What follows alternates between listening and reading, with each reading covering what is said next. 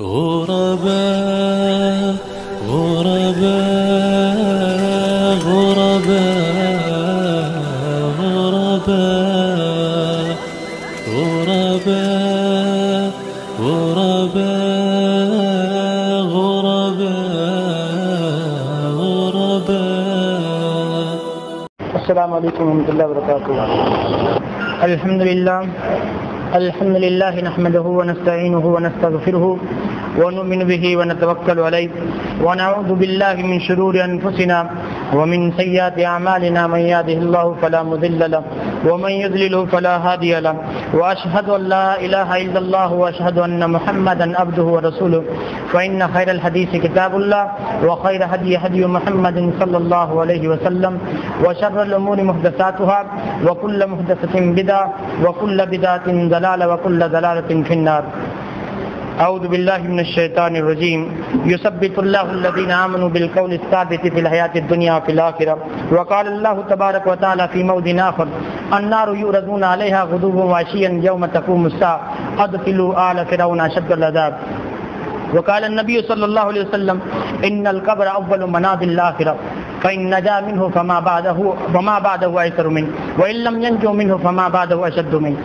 اما بعد وربی اشرح لي صدری ويسر لي امری واحلل عقدۃ من لسانی یفقهوا قولی ورب زدنی علما. اللهم رب زدنی علما. تمام قسم کی تعریفات اس وحدہ لا شریک خالق کائنات مالک ارض و سما کے لیے ہیں. لاکھوں کروڑوں درود و سلام ہو صفیہ قدس سے مقدس پر جن کا نامی اسم گرامی محمد اکرم صلی اللہ علیہ وسلم ہے. وہ ذات مقدسہ مبارکہ مطہرہ کے رب العزت نے جنہیں رحمت کائنات بنا کر بھیجا، جن کے ذریعے اہل کائنات کی ہدایت اور رہنمائی کا بندوبست فرمایا. دوستو، قرآن و حدیث کی روشنی میں مجھے عذاب قبر ثابت کرنا ہے، اور پھر عذاب قبر میں مردے کے ساتھ کیا ہوتا ہے، کیسا عذاب اسے دیا جاتا ہے، انشاءاللہ قرآن و حدیث کی روشنی میں آپ لوگوں کے سامنے رکھنا ہے، اس دعا کے ساتھ کہ اللہ رب العالمین اس عذاب سے ہمیں بچائے، قبر کے لمحے ہمارے لیے آسان کر دے، اور ہماری قبر کو اللہ جنت کی کیاری میں سے کیاری بنا دے. دوستو، آپ لوگ جانتے ہیں کہ ہر نفس کے 4 دور ہوتے ہیں. ہر نفس کے 4 دور ہوتے ہیں. پہلا دور ماں کے پیٹ میں جہاں نفس بند رہتا ہے اور وہاں پر سوائے تنگی اور اندھیری کے کچھ نہیں ہوتا. دوسرا دور دنیا، جس میں انسان خیر و شر کو کماتا ہے. یہ دوسرا دور پہلے دور کی بنسبت زیادہ کشادہ ہوتا ہے. اور تیسرا دور قبر یا عالم برزخ، اور یہ دور دوسرے دور کی بھی بنسبت زیادہ کشادہ ہوتا ہے. چوتھا دور آخری ٹھکانہ جنت یا جہنم. اللہ ہم سب کا ٹھکانہ جنت میں بنائے. دوستو، آپ لوگ جانتے ہیں کہ انسان کے سفر آخرت کا آغاز اس کی موت سے شروع ہو جاتا ہے، اور پھر اس کی سب سے پہلی منزل قبر. ہاں، قبر، جس کے بارے میں حضرت عثمان کے غلام ہانی بیان کرتے ہیں کہ حضرت عثمان جب قبر پر کھڑے ہوتے تو اتنا روتے تھے کہ ان کی داڑھی مبارک آنسو سے تر ہو جاتی تھی. لوگوں نے پوچھا، عثمان، جب جنت اور جہنم کا تذکرہ ہوتا آپ اتنا نہیں روتے جتنا قبر پر کھڑے ہو کے روتے ہیں، آخر کیا وجہ ہے؟ حضرت عثمان نے جواب دیا، میں کیوں نہ روں، میں نے محمد رسول اللہ صلی اللہ علیہ وسلم کا فرمان سن کے رکھا ہے کہ اللہ کے رسول نے فرمایا ان القبر اول منازل الاخرہ، کہ یہ قبر آخرت کی منزلوں میں سے پہلی منزل ہے. فإن نجا منه فما بعده أيسر منه. اگر انسان اس میں کامیاب ہو جائے تو بعد میں آنے والی منزلیں اس سے بھی زیادہ آسان ہیں. وإن لم ينج منه فما بعده أشد منه. اور اگر انسان اس میں کامیاب نہ ہو سکے تو بعد میں آنے والی منزلیں اس سے بھی زیادہ سخت ہیں. قبل اس کی کہ میں اس کی سختی کو، اس کی ہولناکی کو بیان کروں. دوستو، بتا دینا چاہتا ہوں کہ یہ قبر کا جو عذاب ہے اس کے بارے میں ہم اور آپ صرف اتنا ہی جانتے ہیں جتنا اللہ نے قرآن میں اور محمد رسول اللہ صلی اللہ علیہ وسلم نے اپنے فرمان مبارک میں ذکر کیا. اس کے آگے کوئی نہیں جانتا. ہاں، آپ یہ سوال ضرور کر سکتے ہیں کہ مولانا، اللہ نے اس کو غیبی امور میں کیوں رکھا ہے؟ آخر اللہ کی اس میں کیا حکمت ہے کہ مردے کے ساتھ جو قبر میں ہوتا ہے اسے زندہ کیوں نہیں سن سکتا، کیوں اسے تصور نہیں کر سکتا، کیوں اسے دیکھ نہیں سکتا؟ ہاں دوستو، آپ یہ سوال ضرور کر سکتے ہیں. اس میں رب العالمین کی 200 کئی حکمتیں ہیں. چند حکمتیں آپ لوگوں کے سامنے رکھ دوں. دوستو، پہلی حکمت یہ کہ رب العالمین ارحم الراحمین ہے. یہ اس کی رحمت کا تقاضا ہے کہ مردے کے ساتھ جو قبر میں ہوتا ہے ہم زندہ لوگ اس سے بے خبر ہوں. ورنہ آپ ہی لوگ ایمانداری کے ساتھ بتائیے کہ آپ کو پتہ چل جائے کہ آپ کی ماں کو، آپ کی بہن کو، آپ کے بھائی کو، آپ کے کسی بھی پڑوسی کو قبر میں عذاب ہو رہا ہے، ایمانداری کے ساتھ بتائیے، آپ سکون کے ساتھ کھا سکیں گے؟ چین کے ساتھ سو سکیں گے؟ نہیں، آپ ہمیشہ کی بات کو لیے پریشان رہیں گے کہ میں کیسے کھاؤں، میرے بھائی کو تو عذاب ہو رہا ہے، میں کیسے آرام کے ساتھ سوؤں، میری ماں کو تو قبر میں عذاب ہو رہا ہے۔ یہ رب العالمین کی دوست رحمت کا تقاضا ہے۔ ہم پر بہت بڑا احسان ہے کہ ہمارے عزیز کے ساتھ جو قبر میں ہو رہا ہے اللہ نے ہمیں اس سے بے خبر رکھا، ہمیں نہیں معلوم، ورنہ ہماری زندگی دوستو عذاب بن جاتی۔ اور دوسری رب العالمین کا دوستو حکمت یہ ہے کہ اللہ رب العالمین کا مردے پر بہت بڑا احسان ہے۔ کیوں؟ اگر ہمیں پتہ چل جائے کہ ایک آدمی کو قبر میں عذاب ہو رہا ہے تو معاشرے میں اس آدمی کے بارے میں لوگ کیا کیا باتیں کریں گے، ارے یار یہ تو بڑا متقی بنا پھرتا تھا، لوگوں کو بات بات میں نصیحت کرتا تھا، لیکن پتہ نہیں اندھیرے میں یا لوگوں سے تنہائی میں کیسا عمل کرتا تھا کہ اس کو تو قبر میں عذاب ہو رہا ہے۔ دوستو رب العالمین کا اس پر احسان ہے کہ اللہ نے دنیا میں بھی اس کے گناہوں پر پردہ ڈال رکھا، اور قبر میں بھی اب جو اس کے ساتھ ہو رہا ہے ہم لوگوں کو نہیں معلوم کہ اس کے ساتھ کیا ہو رہا ہے۔ اور تیسری رب العالمین کی حکمت یہ ہے کہ اگر ہمیں پتہ چل جائے کہ ہمارے دوستو مردے کے ساتھ قبر میں ایسا ایسا برتاؤ ہوتا ہے، ایسا ایسا عذاب ہوتا ہے، تو ہم اپنے مردوں کو دفنانا ہی چھوڑ دیں، جیسا کہ محمد رسول اللہ صلی اللہ علیہ وسلم نے فرمایا کہ لولا اللہ تدافنوا، کہ اگر مجھے اس بات کا اندیشہ نہ ہوتا، مجھے اس بات کا ڈر نہ ہوتا کہ تم اپنے مردوں کو دفنانا ہی چھوڑ دو گے، تو لدعوت اللہ من عذاب القبر، تو میں اللہ رب العالمین سے دعا کرتا کہ تمہیں اللہ عذاب قبر سناتا، میں اللہ سے دعا کرتا کہ اللہ تمہیں ان یسمعکم من عذاب القبر، تمہیں عذاب قبر سناتا، الذی اسمع منہ، جسے میں اس وقت سن رہا ہوں۔ اگر مجھے اس بات کا اندیشہ نہ ہوتا تو یہ رب العالمین کی دوستو حکمت ہیں۔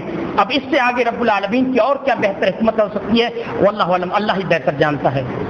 اب آئیے دوستو، قبل اس کے کہ میں قبر میں کیا کیا مردے کے ساتھ ہوتا ہے اس کو ذکر کروں، مجھے ثابت کرنا ہے عذاب قبر۔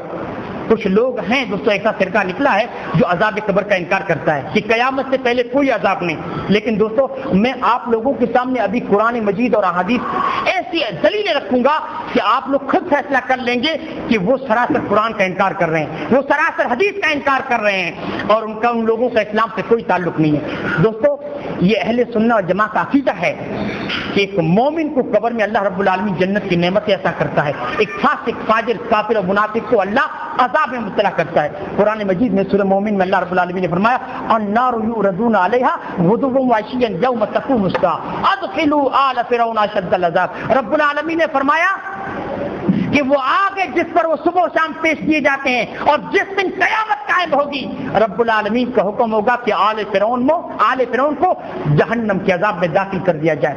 یہاں پر دو عذابوں کا ذکر ہے، ایک قیامت کے دن اور دوسرا قیامت سے پہلے۔ علماء کہتے ہیں کہ یہ قیامت سے پہلے والا جو عذاب ہے وہ عذاب برزخ ہے، وہ عذاب قبر ہے۔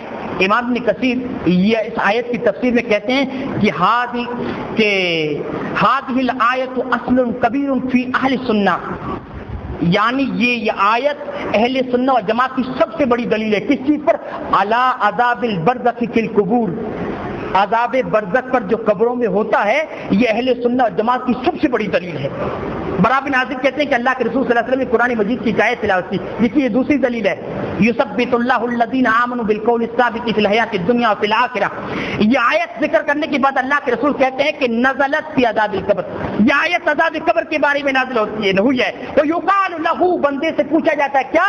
من ربک، تیرا رب کون ہے؟ فیقول، وہ کہتا ہے ربی اللہ و نبی محمد صلی اللہ علیہ وسلم، میرا رب اللہ ہے اور میرے نبی محمد صلی اللہ علیہ وسلم ہے۔ تیسری دلیل، حضرت عبداللہ بن عباس کہتے ہیں کہ اللہ کے رسول کا گزر دو قبروں سے ہوا، آپ نے فرمایا انہما لیعذبان، ان دونوں کو عذاب ہو رہا ہے، اور وما یعذبان فی کبیر، اور ان کو گناہ، کسی بڑی گناہ کی وجہ سے عذاب نہیں ہو رہا ہے، وانہ لکبیر، حالانکہ گناہ تو بڑا ہے لیکن اس سے بچنا کوئی بڑی بات نہ تھی۔ آپ نے فرمایا اما احدہما فکان یمشی بالنمیمہ، ان میں ایک چغلخور ہے، واما الاخر فکان لا یستنزع من بولہ، اور دوسرا پیشاب کی چیزوں سے نہیں بچتا تھا۔ جہاں دوستو اس حدیث میں عذاب قبر ثابت ہو رہا ہے، وہاں پتہ بھی سبب بھی پتہ چل رہا ہے، ایک چغلخوری اور دوسرا پیشاب کی چیزوں سے نہ بچنا۔ یہ دو ایسے دوستو کبھی عمل ہے کہ اس کو قبر میں بھی عذاب ہوتا ہے، اور اللہ کے رسول نے فرمایا اکثر عذاب قبر من البول، اکثر عذاب قبر پیشاب کی چیزوں سے نہ بچنے کی وجہ سے ہوتا ہے۔ चौथी दलील, हज़रत अबू हुरैरा कहते हैं कि अल्लाह के रसूल सल्लल्लाहु अलैहि वसल्लम अक्सर ये दुआ मांगा करते थे। कौन सी? अल्लाहुम्मा इन्नी अऊज़ु बिका मिन अज़ाबि जहन्नम व अऊज़ु बिका मिन अज़ाबिल क़ब्र व अऊज़ु बिका मिन फितनतिल मसीह दज्जाल व अऊज़ु बिका मिन फितनतिल महया वल ममात। मुहम्मद रसूलुल्लाह सल्लल्लाहु अलैहि वसल्लम का अज़ाब कब्र से पनाह तलब करना इस बात की सबसे बड़ी दलील है कि मुर्दे को कब्र में भी अज़ाब होता है। पांचवी दलील, हज़रत आयशा कहती है कि एक मर्तबा अल्लाह के रसूल मेरे पास उस वक्त आए जब एक यहूदी औरत मेरे पास बैठी हुई थी। एक यहूदी औरत मेरे पास बैठी हुई थी और वो क्या कह रही थी मुझसे कि जानती हो तुम लोगों को कब्र में भी आजमाया जाता है। मोहम्मद रसूलुल्लाह सल्लल्लाहु अलैहि वसल्लम खौफज़दा हो गए। आपने फरमाया नहीं, वो तो यहूदी होते हैं जिनकी कब्रों में आजमाइश होती है। फिर अल्लाह के रसूल हज़रत आयशा कहती है उस वक्त तो आपने अज़ाब कब्र का इनकार किया, लेकिन कुछ रातें गुजरने के बाद अल्लाह के रसूल ने फरमाया ओ लोगों, मेरी तरफ इस बात की वही की गई है कि तुम्हें कब्रों में भी आजमाया जाएगा। इस बात की वही की गई है। मुस्लिम अहमद की रिवायत में हज़रत आयशा कहती कि यहूदी औरत मेरी खिदमत क्या करती थी, जब भी उसके साथ अच्छा सलूक करती तो मुझे एक दुआ दिया करती थी। कौन सी दुआ? अल्लाह तुम्हें अज़ाब कब्र से महफूज रखे। मैंने मोहम्मद रसूलुल्लाह सल्लल्लाहु अलैहि वसल्लम से पूछा अल्लाह के रसूल, यहूदिया औरत मुझे ये दुआ देती है, क्या मुर्दों को कब्र में भी अज़ाब होता है? अल्लाह के रसूल ने फरमाया नहीं आयशा, यहूदी झूठे हैं, कयामत से पहले कोई अज़ाब नहीं है, कयामत से पहले कोई अज़ाब नहीं है। लेकिन हज़रत आयशा कहती है कि कुछ ही अज़ाब गुजरने के बाद, कुछ अरसा गुजरने के बाद मोहम्मद रसूलुल्लाह सल्लल्लाहु अलैहि वसल्लम अचानक दोपहर के वक्त निकले और क्या अल्लाह के रसूल ऐलान कर रहे हैं, या अय्युहन्नास इस्तईज़ू बिल्लाहि मिन अज़ाबिल कब्र, आए लोगों अज़ाब कब्र से अल्लाह की पनाह मांगो, फ़इन्ना अज़ाबल कब्र हक़्क़ुन, बेशक अज़ाब कब्र बरहक है। ये मोहम्मद रसूलुल्लाह सल्लल्लाहु अलैहि वसल्लम के ज़बानी अल्फाज हैं। छठी दलील, हज़रत बरा बिन आज़द हज़रत ज़ैद बिन साबित कहते हैं कि हम अल्लाह के रसूल सल्लल्लाहु अलैहि वसल्लम के साथ बनु नज्जार के एक बाग में थे। अल्लाह के रसूल सल्लल्लाहु अलैहि वसल्लम खच्चर पर सवार थे। अचानक अल्लाह के रसूल का खच्चर बिदकने लगा। हमें अंदेशा हुआ, डर लगा कि कहीं अल्लाह के रसूल खच्चर गिरा न दे। हमने वहां पर चंद कब्रें देखी। आपने फरमाया इन कब्र वालों को कौन जानता है? एक साहबी ने कहा अल्लाह के रसूल मैं जानता हूँ। आपने फरमाया तो बता ये लोग कब मरे थे? उसने कहा अल्लाह के रसूल ये हालत शिर्क पर ही मर गए थे, हालत शिर्क पर मर गए थे। आपने फरमाया बेशक इस उम्मत के लोगों को कब्रों में आजमाया जाता है, इस उम्मत के लोगों को कब्रों में अज़ाब होता है। और अगर मुझे इस बात का अंदेशा न होता कि तुम अपने मुर्दों को दफनाना छोड़ दोगे तो मैं अल्लाह से दुआ करता कि तुम्हें अल्लाह अज़ाब कब्र सुनाता जो इस वक्त मैं सुन रहा हूँ। सातवीं दलील, इब्न मसूद कहते हैं कि अल्लाह के रसूल ने फरमाया इन्नल मौता लयुअज़्ज़बून फी कुबूरिहिम, बेशक मुर्दों को उनकी कब्रों में आजमाया जाता है। हत्ता इन्नल बाहिमा लतस्माउ अस्वातहुम, यहाँ तक कि चौपाए भी उनकी चीखों को सुनते हैं। इतनी सारी दलाइल के बाद दोस्तों अगर कोई इनकार करता है तो कुरान का इनकार करता है, वो मोहम्मद रसूलुल्लाह सल्लल्लाहु अलैहि वसल्लम की फरमान का इनकार करता है और इस्लाम से उसका कोई ताल्लुक नहीं। अब आइए दोस्तों मैं तफसील के साथ, अब आप ये सवाल कर सकते हैं मौलवी साहब अभी तक तो आपने ये बताया कि कब्र में मुर्दे को अज़ाब होता है, लेकिन उन लोगों का क्या जो समंदर में डूब के मर के फिर उस समंदर की तह में चले जाए उनकी लाश, जो लोग अपने आप को जला कर राख कर देते हैं उनकी लाश ही का पता नहीं चलता, उनको कैसे अज़ाब होता है? दोस्तों यहाँ पर जो मैंने अज़ाब कब्र बताया ये इससे मुराद अज़ाब बरज़ख है, यानी मुर्दे की रूह तक अज़ाब जाती है।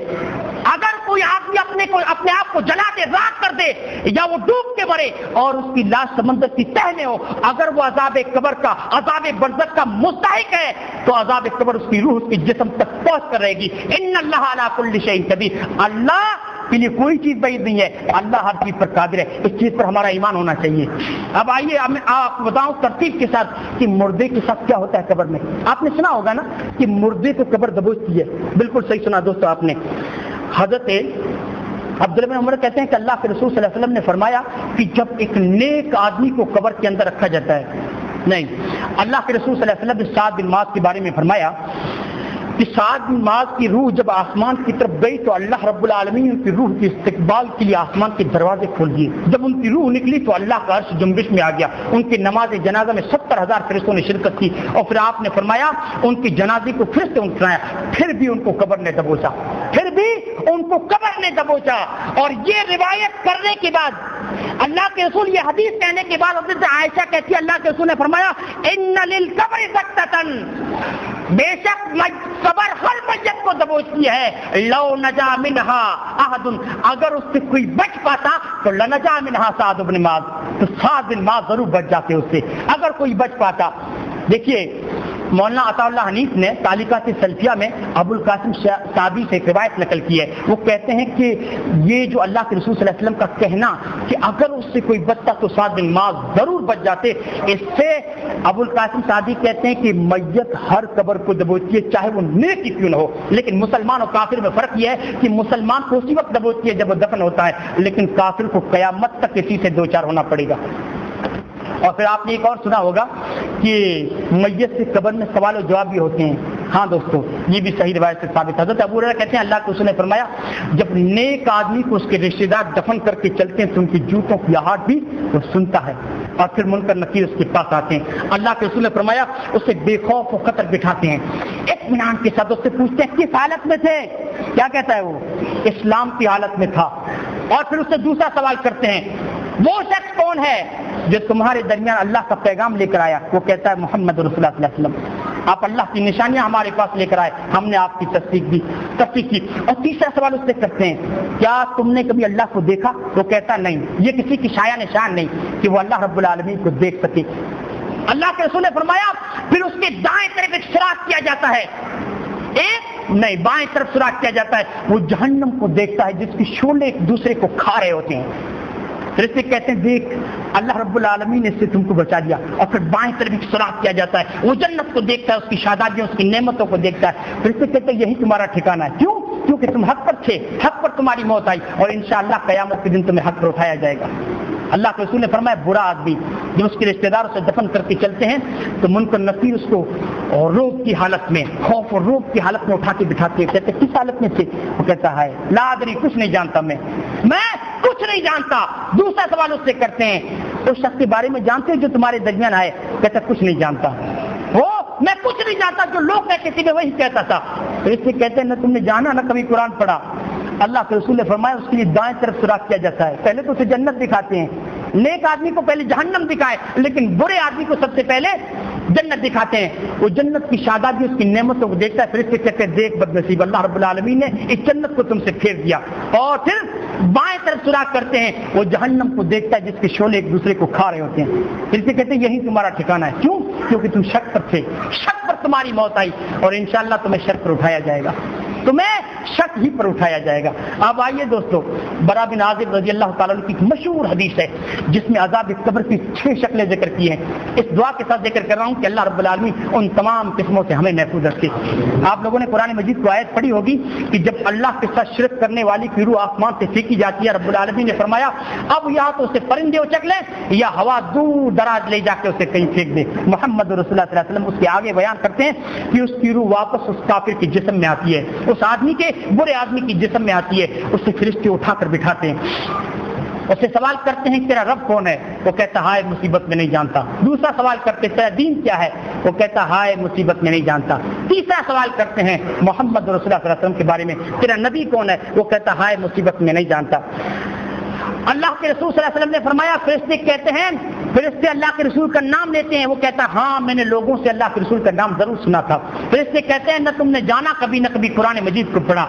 آسمان سے ندا آتی ہے کہ شخص نے جھوٹ کہا ہے، اس کی قبر کو جہنم کی کوٹری بنا دو. سب سے پہلا اس کی قبر میں جہنم کا بستر بچھا دو، اس کو جہنم کا لباس پہنا دو، اس کی قبر میں جہنم کا دروازہ کھول دو. اور محمد رسول اللہ صلی اللہ علیہ وسلم نے فرمایا جیسے ہی جہنم کا دروازہ کھلتا ہے وہ جہنم کی گرم ہوا، وہ جہنم کی دوستو گرم ہوا اس کی قبر میں بھر دی جاتی ہے، وہ بدبو اور گرم ہوا. پھر آپ نے فرمایا وہ قبر اس کو دبوتی ہے یہاں تک کہ اس کی باہم پسلیاں مل جاتی ہیں، اس کی پسلیوں کو ایک دم ملا دیا جاتا ہے، چور کر دیتی ہے. اور پھر آپ صلی اللہ علیہ وسلم نے فرمایا اس کی پاس انتہائی بد شکل آدمی، بدنما لباس والا جس کی جسم سے بدبو پھوٹ رہی ہوتی ہے، اس کے پاس آ کے کھڑا ہو جاتا ہے اور کیا کہتا ہے تمہیں اس کی خوشخبری ہو جو تمہارے لیے بری ہے، تمہیں اس کی خوشخبری ہو جو تمہارے لیے بری ہے. ارے یہی وہ دن ہے جس کا تم سے وعدہ کیا جاتا تھا. کیا کہتا ہے وہ آدمی تمہیں بھی اللہ بدہی کی خبر دے. کون ہو تم؟ تمہاری شکل تو ایسی ہے جو ہمیشہ بدہی کو لاتی ہے، برائی کو لاتی ہے. وہ کہتا ہے میں تمہارا برا عمل ہوں. کیا کہتا ہے؟ میں تمہارا برا عمل ہوں اور واللہ میں تم کو دیکھتا تھا کہ تم برائی کے کاموں میں جلدی کیا کرتے تھے اور نیکی کے کاموں میں دیر لگاتے تھے، نیکی کے کاموں میں دیر لگاتے تھے، سو اللہ تمہیں اس کا برا بدلہ دے۔ محمد رسول اللہ صلی اللہ علیہ وسلم نے اسے آگے فرمایا، اللہ کے رسول نے فرمایا پھر اس کے اوپر ایک اندھے بہرے گونگے کی ڈیوٹی لگا دی جاتی ہے جس کے ہاتھ میں لوہے کی سلاخ رہتی ہے، لوہے کی سلاخ۔ آپ نے فرمایا اگر وہ پہاڑ سے مارتا ہے تو پہاڑ پہ ریزہ ریزہ ہو جائے اور اس سے اس کی پٹائی کرتا ہے، وہ ریزہ ریزہ ہو جاتا ہے، اللہ پھر اصلی حالت میں پھر اسے واپس دوبارہ ویسا ہی کر دیتا ہے، پھر مارتا ہے۔ آپ نے فرمایا اس مارنے سے ایسا چیختا ہے، ایسا چلاتا ہے کہ سوائے جن و انس کے دنیا کی ہر چیز اس کی چیخ و پکار کو سنتی ہے، ایسا چیختا ہے وہ۔ ایک اور حدیث میں دوستو اللہ کے رسول صلی اللہ علیہ وسلم سے 4 دوستو عذاب برزخ کی جو شکلیں ہیں وہ ذکر ہیں۔ اس حدیث کے راوی حضرت سمرہ بن جندب رضی اللہ تعالیٰ عنہ ہیں، کہتے ہیں اللہ کے رسول کی عادت مبارکہ تھی کہ آپ فجر کی نماز پڑھنے کے بعد ہم لوگوں سے سوال کرتے تھے کیا تم لوگوں نے خواب دیکھا ہے؟ اگر ہم نے دیکھا ہوتا ذکر کرتے تو اللہ کے رسول تعبیر کر دیتے۔ حسب معمول اللہ کے رسول نے پوچھا لیکن ہم نے بتایا نہیں اللہ کے رسول آج تو ہم لوگوں نے کوئی خواب نہیں دیکھا۔ آپ نے فرمایا لیکن میں نے خواب دیکھا ہے۔ اللہ کے رسول نے فرمایا میں نے خواب دیکھا کہ میرے پاس 2 آدمی آئے اور مجھے ارض مقدسہ میں لے گئے۔ وہاں پر اللہ کے رسول نے فرمایا میں نے دیکھا کہ ایک آدمی بیٹھا ہوا ہے اور ایک آدمی اس کے سرہانے کھڑا ہے، اور جو کھڑا ہے اس کے ہاتھ میں مہمیز ہے، اس کے ہاتھ میں مہمیز۔ اللہ کے رسول نے فرمایا اس بیٹھے ہوئے آدمی کی باش میں داخل کر کے اس کو کھینچ کر گدی تک لے جاتا اور پھر دوسری باش میں داخل کر کے اس کو کھینچ کر گدی تک لے جاتا۔ داہم جب وہ 2 باشیں گدی تک مل جاتی اللہ کے رسول نے فرمایا پھر وہ اصلی حالت میں لوٹ آتا، پھر اس کی باتیں جیسی تھی ویسی ہو جاتی، پھر اس کو چیرتا۔ میں نے اس سے پوچھا یہ کیا ہے، یہ معاملہ کیا ہے؟ کہ آپ آگے چلیے۔ اللہ کے رسول نے فرمایا میں آگے بڑھا تو ایسی جگہ پر پہنچا کہ ایک آدمی اپنی گدی کے بل لیٹا ہوا ہے اور اس کے سرہانے ایک آدمی پتھر لے کے کھڑا ہے جو اس کے سر کو کچل رہا ہے۔ اللہ کے رسول نے فرمایا جب اس کا سر کچل دیا جاتا وہ پتھر لڑک کر تھوڑا دور جاتا تو آدمی جب واپس پتھر لے کے آتا اللہ اس کے سر کو برابر کرتا پھر اس کے سر کو کچلتا۔ میں نے پوچھا کیا ہے یہ؟ کہ آپ آگے چلیے۔ اللہ کے رسول نے فرمایا میں آگے بڑھا، میں نے ایک سوراخ دیکھا جو تنور کی طرح تھا جس کا اوپر کا حصہ تنگ اور نچلا حصہ کشادہ تھا۔ میں نے اس میں جھانک کے دیکھا، اللہ کے رسول نے فرمایا میں نے اس میں ننگے مرد ننگی عورتیں دیکھی، اس کے نیچے سے آگ جلائی جا رہی تھی تنور میں۔ آپ نے فرمایا جب آگ کے شعلے بھڑکتے تو وہ اوپر جاتے لیکن اوپر اتنا تنگ تھا کہ وہ نکل نہیں پاتے تھے، جب شعلے مدھم ہو جاتے کم ہو جاتے تو پھر نیچے کی طرف آ جاتے۔ میں نے پوچھا کون ہے یہ لوگ؟ آپ آگے چلیے۔ اللہ کے رسول نے فرمایا میں آگے پہنچا تو ایک خون کی نہر پر پہنچا، اس میں ایک خون کی نہر میں آدمی تیر رہا ہے اور باہر کنارے پر ایک آدمی کھڑا ہے جس کے ہاتھ میں پتھر ہے۔ اللہ کے رسول نے فرمایا تیرنے والا آدمی جب خون کی نہر سے نکلنے کی کوشش کرتا تو اس کے سر پر پتھر دے ماتا اور اصلی جگہ پر اس کو لوٹا دیتا۔ میں نے پوچھا یہ کیا ہے؟ کہ آپ آگے چلیے۔ اللہ کے رسول نے فرمایا چلتے چلتے ہم ایک سرسبز باغیچے میں پہنچے، ایک پارک میں۔ وہاں پر اللہ کے رسول نے فرمایا میں نے بہت بڑا درخت دیکھا، اس کی جڑ میں انتہائی بوڑھا آدمی بیٹھا تھا، بزرگ آدمی بیٹھا تھا، اس کے ارد گرد کوئی بچے بھی بیٹھے تھے اور قریب میں آدمی آگ جلا رہا تھا۔ اللہ کے رسول نے فرمایا اسی درخت پر فرشتے مجھے لے گئے، وہ 2 آدمی اسی درخت پر چڑھا کر لے گئے۔ میں نے بہت ہی خوبصورت ایک گھر دیکھا، ایسا خوبصورت گھر میں نے کبھی نہیں دیکھا، اس میں نے جوان بوڑھے مرد عورتیں تمام دیکھے اس میں۔ پھر آپ نے فرمایا اس سے بھی آگے لے گئے، اس سے بھی اوپر لے گئے، میں نے اس سے بھی زیادہ خوبصورت گھر دیکھا، اس میں بھی سب لوگ تھے۔ پھر اللہ کے رسول صلی اللہ علیہ وسلم نے فرشتوں سے کہا کہ آج تم لوگوں نے بہت مجھے تھکا دیا، بہت چلایا، اب مجھے بتاؤ کہ یہ سب کچھ جو دیکھا وہ کیا تھا؟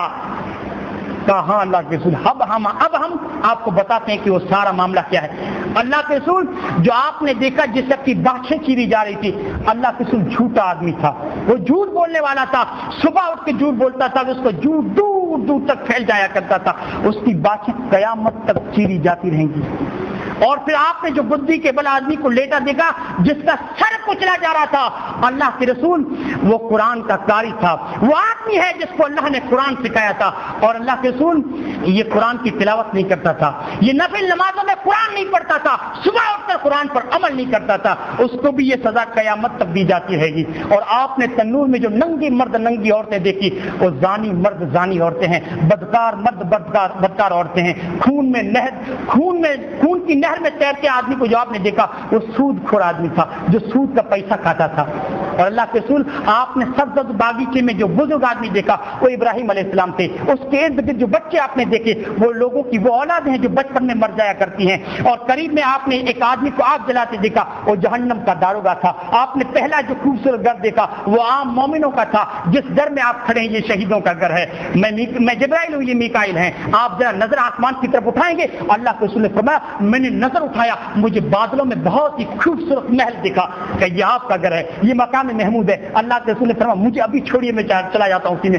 اللہ کے رسول سے فیصلے کہ اللہ کے رسول رک جائیے, آپ کی عمر مبارک ابھی باقی ہے. یقیناً آپ پورا کر لیتے تو اس میں داخل ہو جاتے, لیکن آپ کی عمر مبارک ابھی باقی ہے, اس کو پورا کر لیجیے. انشاءاللہ آپ کو اللہ رب العالمین یہ محل عطا کرے گا. دوستو یہ عذاب جہنم ہے, یہ عذاب برزخ ہے. تیاری کیجیے دوستو اس کے لیے. قبر چیخ چیخ کے کہتی ہے مٹی کا گھر ہوں, میں انتہائی تاریخ جگہ ہوں, میرے لیے کچھ تیاری کر لو. حضرت برا بن عازب کہتے ہیں ہم انصاریوں کی نماز جنازہ میں اللہ کے رسول صلی اللہ علیہ وسلم کے ساتھ تھے. اللہ کے رسول تدفین کے وقت ہمارے ساتھ تھے. آپ قبر ہی کے کنارے بیٹھے مٹی سے اس لکڑی سے کچھ کھود رہے تھے اور رو رہے تھے, یہاں تک کہ اللہ کے رسول کے آنسوؤں سے قبر کی مٹی بھیتر ہو گئی. اور آپ نے فرمایا یا اخوانی لمثل ھذا فاعدوا, او میرے بھائیوں اس دن کے لیے تم بھی کچھ کر لو, اس دن کے لیے تم بھی کچھ کر لو. محمد رسول اللہ صلی اللہ علیہ وسلم کا دوستو قبر کے کنارے بیٹھے رونا, پتہ یہ چلا کہ دوستو قبر عبرت کی جگہ ہے. اور پھر اللہ کے رسول کا یہ کہنا کہ اس دن کے لیے تم بھی تیاری کر لو, پتہ یہ چلا کہ دوستو ہمیں اس دن کے لیے تیاری کرنی ہے. اور تیاری کیسے ہوگی, آئیے محمد رسول اللہ صلی اللہ علیہ وسلم کی حدیث دیکھیے. اللہ کے رسول نے فرمایا جب مردے کو دفن کرنے کے لیے لوگ جاتے ہیں تو 3 چیزیں اس کے ساتھ جاتی ہیں, 2 واپس اور 1 ہی اس کے ساتھ رہتی ہے. اور اس کے رشتے دار, اس کی مال اور اس کا اعمال, یہ 3 چیزیں جاتی ہیں. لیکن رشتے دار, اس کا مال, اس کا ساتھ چھوڑ دیتے ہیں, اور اس کے ساتھ جو دیتی ہے وہ چیز ہے اس کا نیک عمل. دوستو اب آنکھیں کھولیے اور جس جگہ پر آپ ہیں رک جائیے. بس اگر صبح کا بھولا شام کو لوٹ آئے تو بھولا نہیں چلاتا دوستو. اب رک جائیے, اب مت کہیے کہ مجھے ابھی میری یہ خواہش باقی ہے, میری یہ آرزو پوری ہے, مجھے فلاں جگہ دکان خریدنی ہے, فلاں جگہ زمین لینی ہے. دوستو اللہ کے رسول نے فرمایا اس قدر دنیا میں جائیدادیں نہ بناؤ کہ تم دنیا میں دوستو دل لگا کے بیٹھ جاؤ.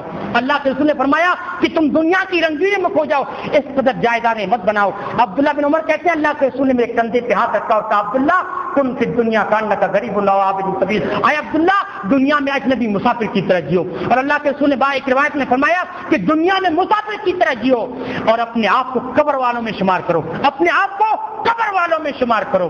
دوستو تیاری کر لو. اب میں کہتا ہوں کہ جس جگہ آپ ہیں وہیں رک جائیں اور دنیا میں کس طرح جائیں. محمد رسول اللہ صلی اللہ علیہ وسلم کی حدیث سنیے. حضرت عمر کہتے ہیں اللہ کے رسول کو چٹائی پر لیٹے دیکھا حضرت عمر نے کہا اللہ کے رسول کیسے رہو کس طرح نرم گدوں پہ سوتے ہیں اور آپ امام الانبیاء ہیں. اللہ کے رسول آپ چٹائی پر سو جاتے ہیں. اللہ کے رسول صلی اللہ علیہ وسلم کی جسم پر چٹائی کے نشانات حضرت عمر نے دیکھے, برداشت نہیں ہوا, بول پڑے. اللہ کے رسول نے کہا عمر تمہاری دنیا سے مجھے کیا کرو گا, مجھے کیا لینا ہے اس دنیا سے. اے عمر میں اس اجنبی مسافر کی طرح ہوں جو ایک سائے میں, ایک درخت والے سائے میں تھوڑی دیر سایہ لینے کے لیے لیٹتا ہے اور پھر اٹھ کے چل دیتا ہے. دوستو اس طرح میں زندگی گزارنی ہے. آئیے دوستو توبہ کر لیجیے اپنے گناہوں سے. کیا ہماری توبہ قبول ہوگی؟ دوستو رب العالمین امید دلاتا ہے کہ قل یا عبادی الذین اسرفوا علی انفسہم لا تقنطوا من رحمت اللہ. اس آیت کی دوستو پس منظر میں حضرت عبداللہ بن عباس کہتے ہیں کہ مشرکین اللہ کے رسول کے پاس ہے اور کہتے ہیں اللہ کے رسول کیا اللہ ہماری توبہ قبول کرے گا؟ ہم تو گناہوں سے, اللہ کے رسول ہمارے تو گناہ اتنے ہیں جتنے سمندر میں پانی بھی نہیں, ہم تو پوری زندگی شرک کرتے, ہم نے تو اپنی بچیوں کو زندہ درگور کیا ہے, کیا اللہ ہمارے گناہ معاف کر دے گا؟ اللہ رب العالمین نے قرآن مجید کی آیت نازل کر دی کہ ہاں اخلاص کے ساتھ ایمان قبول کر توبہ کرو تو میں تمہاری توبہ کو قبول کروں گا. اللہ مشرکوں کو دوستو امید دلاتا ہے, ہم تو توحید پرست ہیں, اللہ رب العالمین کی وعدانیت کو دل سے تسلیم کرتے ہیں, اللہ کی رسول کی رسالت پر ہمارا ایمان ہے. اگر ہم سچے دل کے ساتھ توبہ کریں دوستو کوئی وجہ نہیں کہ اللہ رب العالمین ہمارے ہاتھوں کو لوٹا دے. رب العالمین تو کہتا ہے او ابن آدم تو اپنی تمام امیدیں مجھ سے وابستہ رکھ کے تو مجھے ہی پکارے, میں تیرے سارے گناہوں کو معاف کر دوں گا, کوئی پرواہ نہیں کروں گا. تیرے گناہ آسمان تک پہنچ جائیں میں کوئی پرواہ نہیں کروں گا, معاف کرتا رہوں گا. تو زمین کے برابر گناہ میرے پاس لے کر تو آ, اگر تو نے میرے ساتھ کسی کو شریک نہیں کیا زمین کے برابر میں تجھے مغفرت سے نواز دوں گا. میں کسی کی پرواہ نہیں کرتا, مجھے کوئی روکنے ٹوکنے والا نہیں ہے. حضرت ابو موسیٰ اشعری کہتے ہیں اللہ کے رسول نے فرمایا اللہ رب العالمین اپنا دست رحمت شام کے وقت پھیلاتا ہے تاکہ صبح میں گناہ کرنے والا توبہ کر لے, اسی طرح صبح میں پھیلاتا ہے تاکہ شام میں گناہ کرنے والا توبہ کر لے. آئیے ایک طرف اپنی گناہوں کی گٹھلیوں کو لے کر آئیے دوستو, اور آپ کی عمر دوستوں بہت ہو گئی، مت کہیے کہ ابھی میری عمر ہی کیا ہے۔ اللہ کے رسول نے فرمایا 60 سال کی عمر جس کو اللہ نے دے دی، 60 سال تک مہلت دے دی، پھر اس کے لیے کوئی عذر نہیں چھوڑا اللہ نے، اس کے لیے کوئی بہانہ نہیں چھوڑا کہ اللہ ابھی تو میری عمر ہی کیا تھی، تو نے اپنے پاس بلا لیا، اللہ ابھی تو میں سنبھلا بھی نہیں تھا، ہوش بھی نہیں سنبھالا تھا، اپنے پاس بلا لیا۔ 60 سال کی عمر کا آدمی کہتا ہے ابھی میری عمر ہی کیا ہے، ابھی میری عمر ہی کیا ہے۔ نہیں دوستو، ایک طرف اپنی گناہوں کو دیکھیے اور دوسری طرف اللہ رب العالمین کی رحمت کو دیکھیے۔ آئیے دوستو، عمریں آپ کی جا رہی ہیں، جتنے دن کٹ رہے ہیں آپ قبر کے قریب ہوتے جا رہے ہیں۔ آئیے رب العالمین کی رحمت کو بھی دوستو دیکھ لیتے ہیں۔ اللہ کے رسول صلی اللہ علیہ وسلم نے فرمایا رب العالمین کو یہ توبہ کرنا اتنا پسند ہے کہ اگر یہ بندے توبہ کرنا چھوڑ دیں، رب العالمین نے فرمایا اگر یہ بندے گناہ کر کے توبہ کرنا چھوڑ دیں، میں ان لوگوں کو ختم کر کے ایسے لوگوں کو لے آؤں جو گناہ کریں اور پھر مجھ سے توبہ کریں، کیونکہ مجھے اتنا محبوب عمل ہے۔ اللہ کے رسول نے فرمایا کہ دنیا کے بادشاہ سے کوئی آدمی مانگتا ہے، 1 مرتبہ مانگے، 2 مرتبہ مانگے دیتا ہے، تیسری مرتبہ وہ بھی منہ بنا لیتا ہے، اپنے دربار سے بھگا دیتا ہے، لیکن رب العالمین اتنا خوش ہوتا ہے کہ کوئی آدمی جنگل میں صحرا میں اپنی سواری لے کر جائے اور اس پر اس کے کھانے پینے کا سامان لگا ہوا ہو، اچانک وہ سواری غائب ہو جائے اور وہ ڈھونڈ ڈھونڈ کر تھک جائے، اسے اپنی موت کا یقین ہو چکا ہو اور پھر اچانک دیکھے کہ سواری اس کے سامنے کھڑی ہے، اللہ کے رسول نے فرمایا فرتے مسرت، خوشی کے عالم میں اس کے زبان سے یہ لفظ نکل جائیں اے اللہ تو میرا بندہ میں تیرا رب، شدید خوشی کے عالم میں غلطی کر جائے، جتنی اس آدمی کو دوبارہ زندگی ملی، جتنی خوشی اس آدمی کو سواری کے ملنے پر ہوتی ہے، اس سے کہیں زیادہ خوشی رب العالمین کو اس وقت ہوتی ہے جب ایک گنہگار بندہ دوستوں رو کر گر گرا کر اس کے سامنے توبہ کرتا ہے، اس کے سامنے توبہ کرتا ہے۔ رب العالمین کو دوستوں اس کی رحمت کو جگانے کے لیے صرف بہانا چاہیے، آپ توبہ کرنے کی بھی ضرورت نہیں ہے، صرف اس کی عذاب سے آپ خوف کھا جائیے۔ اللہ کے رسول نے فرمایا ایک آدمی جس نے کبھی نیکی کا عمل نہیں کیا تھا لیکن مرتے مرتے اپنے بیٹوں کو وصیت کر دیا کہ جب مر جاؤں تو میری لاش کو، میری جنازے کو، میری ارتھی کو جلا دینا، جلا دینے کے بعد رات بچے آدھی سمندر آدھی خشکی میں اڑا دینا، رب العالمین کی قدرت ہوئی تو مجھے ایسا عذاب دے گا جو اس نے کبھی کسی کو نہیں دیا ہے۔ اللہ کے رسول صلی اللہ علیہ وسلم نے فرمایا اس کے بعد اس کے بیٹوں نے ایسا ہی کیا اور رب العالمین نے اس کی رات کو جمع کیا اور اسے زندہ کر کے پوچھا لما فعلت ھذا، اے میرے بندے کیوں کیا ایسا تو نے؟ وہ کہتا ہے من خشیتک، من خشیتک، اے اللہ تو علام الغیوب ہے، تو دلوں کے بھیدوں کو جانتا ہے، محض تیرے ڈر کی وجہ سے میں نے ایسا کیا ہے، اب تیرے سامنے ہوں تو جو جائے کر لے۔ رب العالمین اس ڈر کی وجہ سے کہ آخر ڈرا تو صحیح، رب العالمین کو صرف بہنا چاہیے۔ اللہ کے رسول صلی اللہ علیہ وسلم نے فرمایا رب العالمین نے اسے معاف کر کے جنت کے حوالے کر دیا، اور اللہ کے رسول صلی اللہ علیہ وسلم نے فرمایا کہ قیامت کے دن رب العالمین مومن کو اپنے قریب کرے گا، کتنا قریب، اس پر پودا ڈال دے گا، اب اسے کوئی نہیں دیکھ رہا ہے، صرف رب العالمین سے بات ہو رہی ہے۔ اللہ اس سے پوچھے گا بندے جانتا ہے رات کی تاریکی میں تو نے گناہ کیا تھا؟ کہتا ہاں اللہ جانتا ہوں۔ اچھا دن کے اجالے میں تو نے گناہ کیا تھا تجھے یاد ہے؟ وہ کہے گا ہاں اللہ یاد ہے مجھے۔ اب تو سوچے گا میں برباد ہو گیا، رب العالمین نے گناہ مجھے بول دیے، میں تو برباد ہو گیا، میں تو لٹ گیا۔ اور رب العالمین نے فرمایا ڈرنے کی کوئی ضرورت نہیں ہے، دنیا میں بھی نہیں میں نے پردہ ڈالے رکھا اور آج بھی پردہ ہی رکھتا ہوں، جا میں نے معاف کر دیا۔ رب العالمین کی رحمت کا دوستوں خوشادگی کا آپ اندازہ لگائیں۔ ابن کثیر کی میں دوستوں ایک کتاب پڑھ رہا تھا، کہتے ہیں کہ رب العالمین کا جب میزان لگے گا، اللہ رب العالمین کا ترازو لگے گا، جب گنہگار سامنے ہوں گے، ابلیس دور بیٹھا ہوگا، ابلیس دور بیٹھا رب العالمین کی رحمت کی خوشادگی کو دیکھے گا۔ دیکھیے رب العالمین کے 100 حصے ہیں رحمت کے، 99 سے اپنے پاس ایک حصہ دوستوں اپنی مخلوق میں تقسیم کر دیا، لیکن قیامت کے دن جب اللہ رب العالمین فیصلہ کرے گا تو وہ حصہ بھی مخلوق سے چھین لے گا۔ 100 حصے پورے کر کے پھر اللہ رب العالمین ان کے درمیان انصاف، ان کے درمیان عدل کرے گا۔ دیکھیے ابلیس دور بیٹھا دیکھ رہا ہے رب العالمین کی رحمت کی خوشادگی کو۔ اللہ رب العالمین بندے سے کہتا ہے بندے تیری نیکیاں تو کم ہیں، گناہ زیادہ ہیں، چل کوئی بات نہیں، جا جنت، تو بھی جا جنت میں، تو بھی جا۔ ابن کثیر کہتے ہیں کہ ابلیس جب رب العالمین کی رحمت کی خوشادگی کو دیکھے گا تو اس کے دل میں بھی یہ خیال آئے گا ہائے آج تو لگتا ہے مجھے بھی رب العالمین معاف کر دے گا۔ وہ اللہ رب العالمین کی رحمت کی خوشادگی کو دیکھ کر ابلیس کہہ پڑے گا کہ لگتا ہے آج رب العالمین مجھے بھی معاف کر دے گا۔ دوستو آئیے تو صحیح، رب العالمین کے سامنے اپنے گناہوں کو دوستوں بول کر شرمندہ ہو کر گناہ کی توبہ کیجیے تو صحیح، پھر رب العالمین کی رحمت کو دیکھیے۔ آپ دوستوں چل کر آئیں گے تو رب العالمین آپ کے سامنے دوڑ کر آئے گا، آپ کے سامنے دوڑ کر آئے گا، لیکن لوگ کہتے ہیں کہ کیا وجہ ہے کہ ہماری توبہ قبول ہوتی نہیں، اور پھر یہیں سے دوستوں شرک کے دروازے کھلتے ہیں۔ جب یہاں سے نہیں سنتے تو لوگ کیا کہتے ہیں کہ ہماری سنتا نہیں، ہمارے بابا سے رب العالمین ٹالتا نہیں، یہیں سے پھر شرک کے دروازے کھلے ہوتے ہیں۔ دوستوں دیکھیے شریعت نے کچھ شروط بتائے ہیں توبہ کے، کچھ شروط بتائے ہیں، انشاءاللہ ان شروط کو دوستوں اپنا کر آخری دوستوں شروط بتا کر میں اپنی بات کو ختم کروں، ان شروط کو دوستوں ہم سامنے رکھ کر توبہ کریں گے انشاءاللہ اللہ ہمارے کبھی ہاتھوں کو واپس نہیں لوٹائے گا۔ دوستوں سب سے پہلی شرط یہ ہے کہ آپ مخلص ہو کر اخلاص کے ساتھ توبہ کریں، اسی دنیاوی اغراض و مقاصد کی خاطر نہیں، کسی ذاتی مفاد کے لیے نہیں۔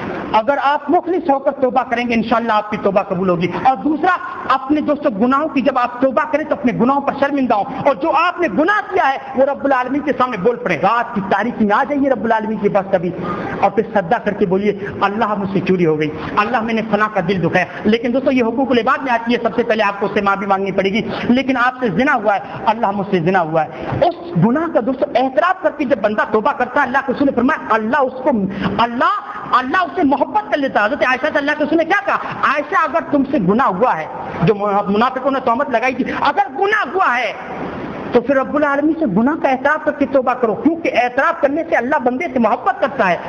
اور دوستوں تیسری شرط ہے کہ جس گناہ پر آپ قائم اس گناہ کو چھوڑیں۔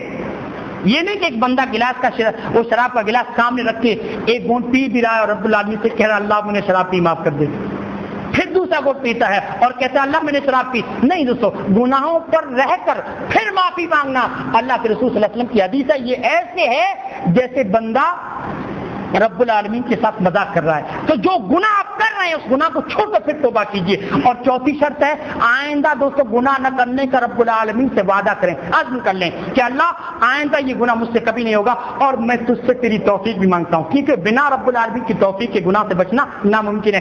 رب العالمین کی توفیق مانگیے۔ اور پانچویں چیز ہے توبہ کا دروازہ بند ہونے سے پہلے توبہ کیجیے۔ اللہ کے رسول کی ترمذی کی حدیث ہے جسے علامہ البانی نے صحیح کہا، اللہ کے رسول نے فرمایا بندے کی روح جب اس کی حلق میں آ جاتی ہے موت کے فرشتے کو دیکھ لیتا ہے اس وقت توبہ کرنا اس کا بیکار ہے، اس وقت اللہ توبہ قبول نہیں کرتا۔ جیسا کہ رب العالمین نے فرمایا فرشتہ وہ فرعون جب ڈوب رہا تھا اس وقت اس نے کہا تھا کہ اب میں موسیٰ کے رب پر ایمان لاتا ہوں، اس وقت اللہ رب العالمین نے فرمایا اب کوئی فائدہ نہیں، اس سے پہلے تو زمین میں تو نے فساد مچا رکھا تھا، اب کوئی فائدہ نہیں۔ پتہ یہ چلا کہ روح کے حلق میں آنے سے پہلے موت کے فرشتے کے دکھنے سے پہلے آپ کو توبہ کر لینی ہے۔